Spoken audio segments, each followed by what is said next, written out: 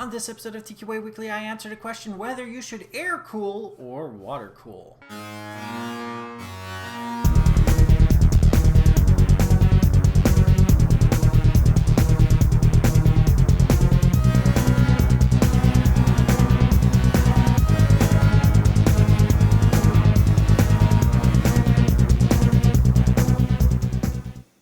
Steve Smith. This is TQA Weekly, and if ever you have any computer questions, comments, suggestions, and or PC horror stories, you can always email me at ask@tqaweekly.com. Go to my website, tqaweekly.com, and interact with the community. Even email me directly.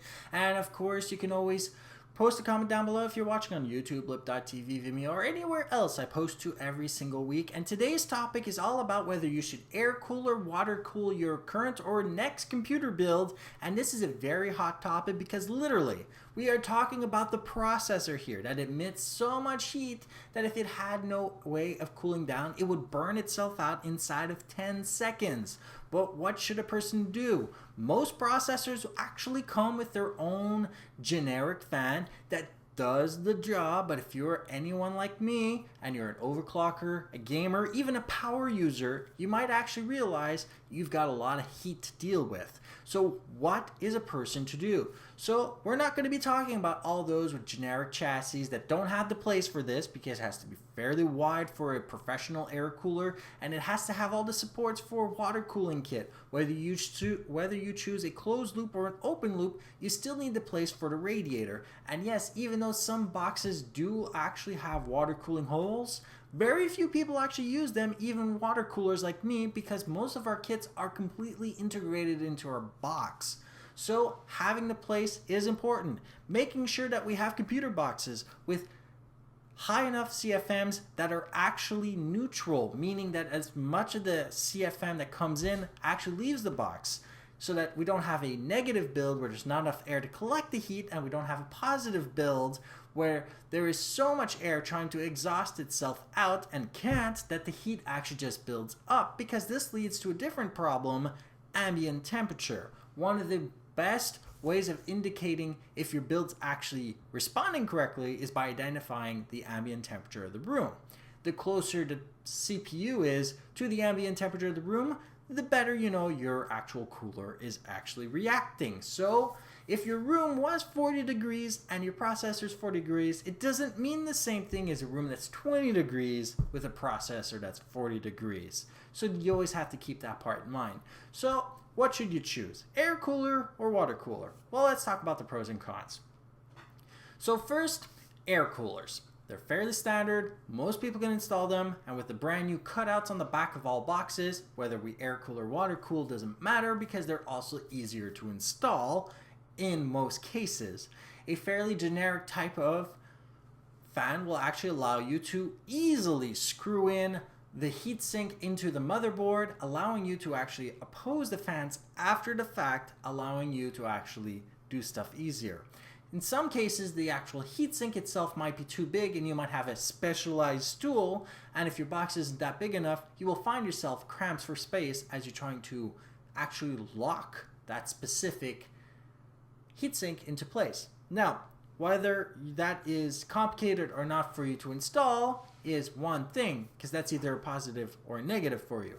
However, we have to keep up with a few different other details. So for one, that specific heatsink, if your motherboard is not reinforced, will actually cause your motherboard to flex.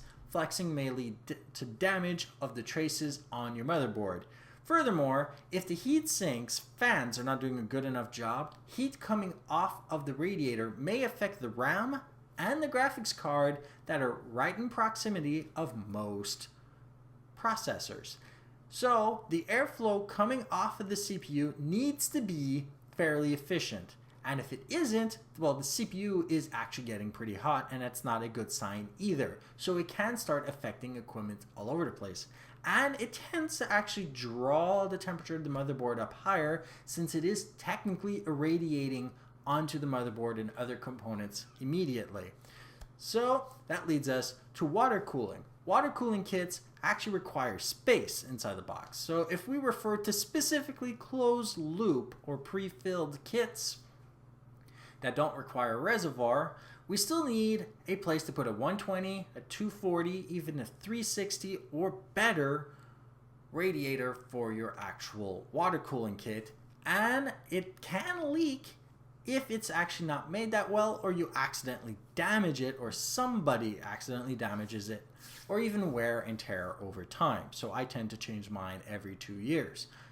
However, there is no weight added to the motherboard. In fact, if you actually install it correctly, there is no stress whatsoever to the motherboard, since a lot of these connectors can twist, and you set it up in a way where there is no weight added to the board. So none of their traces are affected.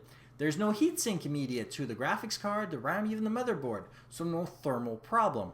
Apart from the chance of it rarely leaking, you also have the entire chassis that can act to irradiate all the extra heat coming off of that, as well as the better than normal heatsink fans that come with most actual water coolers, that allow for the cooling of the entire computer to actually occur by drawing air through the radiator and emitting it outside of the box, or depending on how you do your build, drawing the cooler air from the outside through the front, through the radiator itself, keeping the processor cooler than maybe even the ambient temperature inside the box, but not cooler than the ambient temperature outside the box.